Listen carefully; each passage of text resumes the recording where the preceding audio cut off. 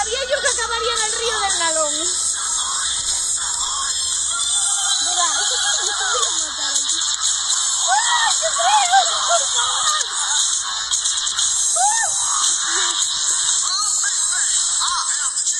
Espera, antes de nada, que me voy a tirar, pero voy a nominar. A mí me nominó Anita Candame, que lo sepáis. Ana, te quedas sin mariscada, pero a mí me la van a pagar. Voy a nominar a Óscar Yayo, a David Amado y a mi Martí Rubido, que tiene que colonizar Vigo. Allá voy.